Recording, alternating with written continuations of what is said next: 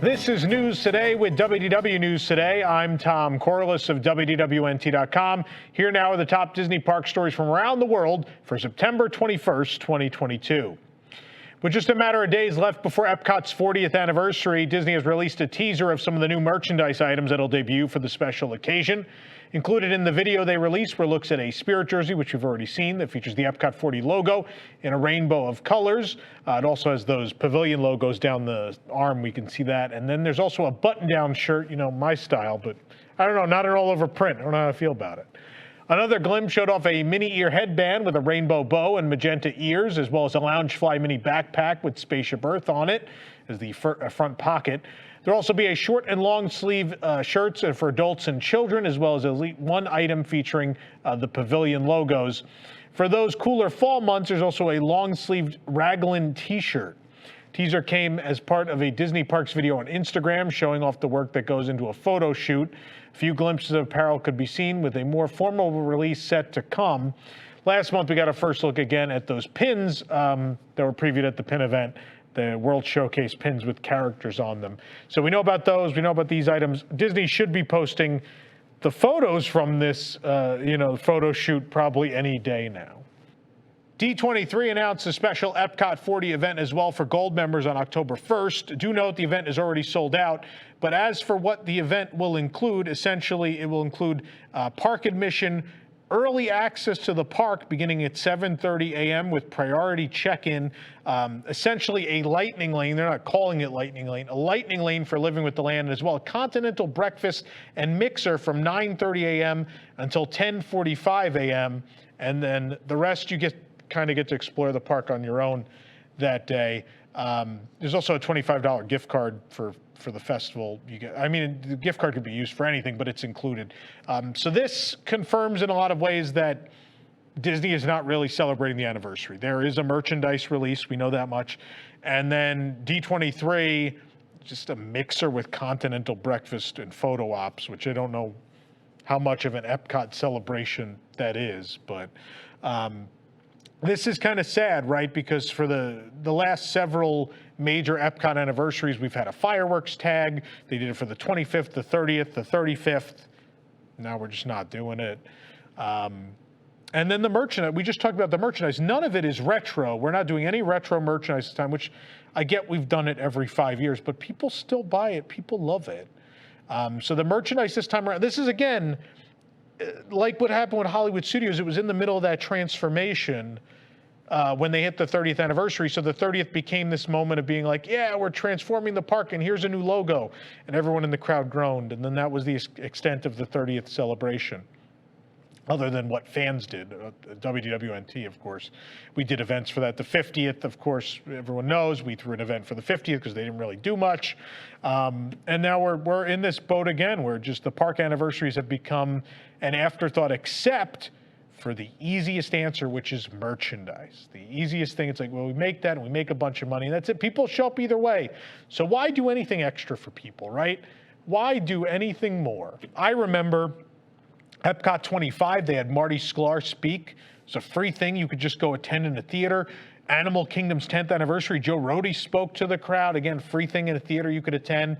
Hollywood Studios 20th, they had Bob Weiss and a whole bunch of people present there, and they don't do any of this anymore. No more fireworks tags either. It's all done away with. But lucky for you, classic WDWNT fashion, we are going to celebrate Epcot's 40th in style with Celebration 40 taking place October 1st and 2nd. I know I've talked about this before, but on October 1st, we have a number of free-to-attend meetups at Epcot. Please just come join us.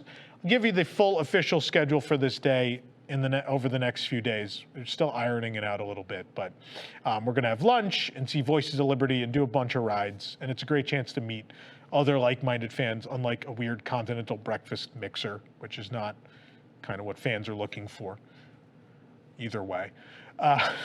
So on October 1st, we're going to do that. And October 2nd, we do have a day of presentations of people who made incredible stuff for Epcot and Epcot Center. And it all begins in the morning, first with former Imagineer Tim Delaney, who's going to talk about when he first joined Imagineering, and he started immediately doing concept art for Epcot. So early concepts, first concepts for Epcot the Park. Tim was there. He worked with all these legendary Imagineers at the time, learned from them. He's got some great stories about that. Then we have lunch, catered lunch here if you're joining us in person. And after that, our good friend Don Dorsey and Mark Nichols, the creative team behind Illumination's Reflections of Earth, the longest running nighttime show in Epcot history, one of the longest running nighttime shows in theme park history at 20 years. They're going to talk all about the creation of that show and share some never before seen stuff. If you missed our event for the farewell of Illuminations, we've got a recap of some cool stuff from that event. But then also Don has prepared some brand new stuff no one has ever seen, including concepts for shows for the Millennium that were pitched for Epcot that never happened. Really cool stuff. And then after that, Tim Delaney is going to take the stage with me again. And we're going to talk all about a project he was the lead on, which was the Living Seas Pavilion in 1986, and the long, arduous journey from original concept to completion. I've talked to Tim for a couple hours on the phone the last 2 weeks and gone through the stories, and they're amazing. Great Michael Eisner and Frank Wells stories and all sorts of cool stuff. We're going to be able to learn on October 2nd, which I'm very excited about. If you want to join us in person or streaming, either way, tickets are available at events.wdwnt.com. At WDWNT Celebration right here in Celebration, Florida, moments away from Disney World. We do only have, our studio is essentially made for the recording of this show and also News Tonight, which has a small studio audience. We can cram 100 chairs in this room safely and comfortably. That's what we can do. And so attendance is very limited because of this. And so 1/5 of the tickets are gone already. So if you want to join us in person, I can't stress enough that you should go get your tickets now. If you want to stream the event, again, events.wdwnt.com. It's a $10 streaming ticket. Half of that money goes to Give Kids the World, and a portion, of course, of the in-person tickets goes to them as well. Great local charity. And I think it's just going to be a great day. And I've got some surprises planned for October 2nd as well, in typical Tom Corliss fashion. I've got a couple of surprises. So it'll be a memorable day, I think, for fans of Epcot. And we get to learn some really cool stuff. So again, Celebration 40, October 1st and 2nd, whether you can join us in person or join us from home, please do. I think it's going to be a wonderful time. And also, our Wigs Ultra members, we do have a Saratoga Springs Treehouse Villa party for you on September 30th. Those details will be shared shortly. But you do have to be Wigs Ultra because the Treehouse doesn't have a lot of room. Some great surprises for that festivity as well. And I know a lot of people are tacking on joining us for the September 29th edition of News Tonight right here in the studio too. So have a couple days of fun with us, please. When the 2022 Epcot International Festival of the Holidays kicks off on November 25th, guests will be given the gift of more time in the park.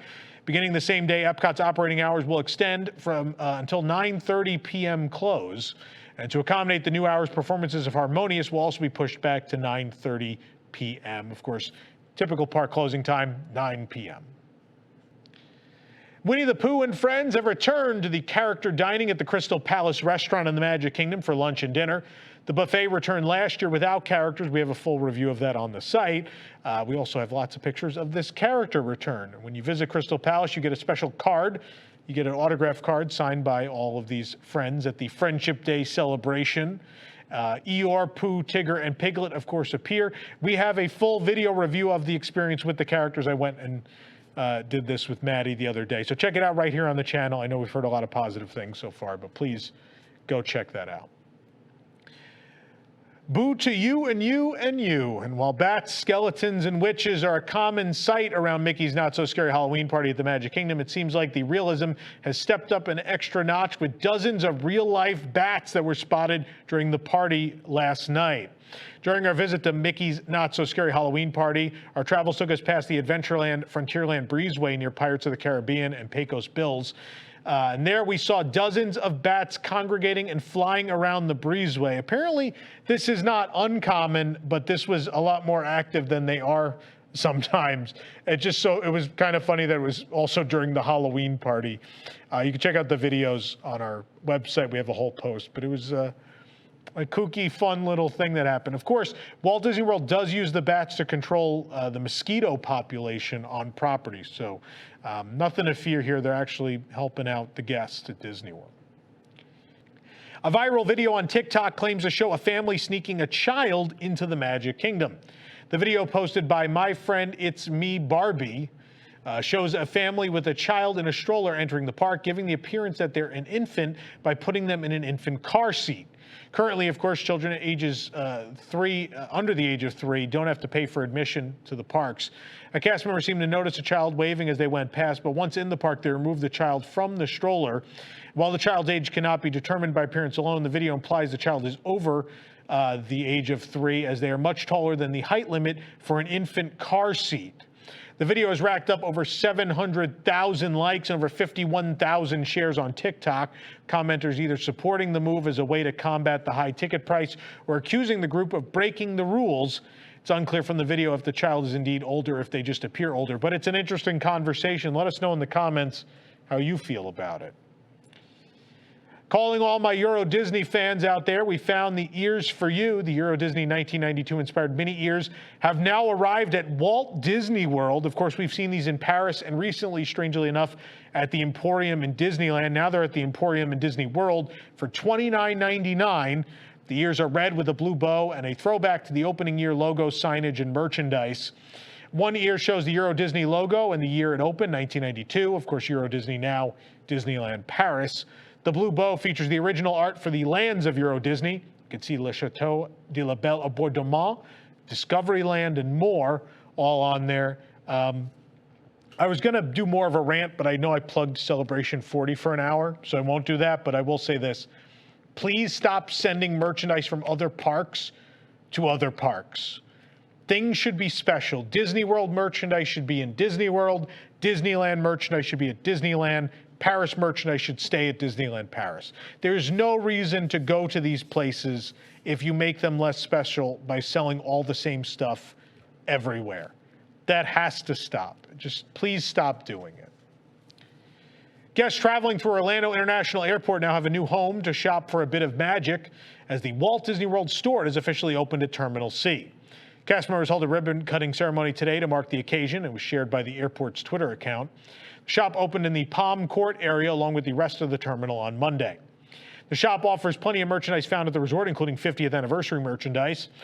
Perfect for flyers needing a little extra luggage space. There are plenty of suitcases and Loungefly mini backpacks as well. But I'm telling you, if you're hand-carrying merchandise at that point, you have a problem. Screen displays images from the resort as well. One of the centerpieces of the store is a replica of Cinderella Castle, likely the one seen at Disney Springs at the start of the 50th celebration that went missing. And of course, it wouldn't be a Walt Disney World store without a classic photo opportunity, as there's figures of Minnie Mouse and Goofy appearing outside the store in front of a nighttime scene of the castle.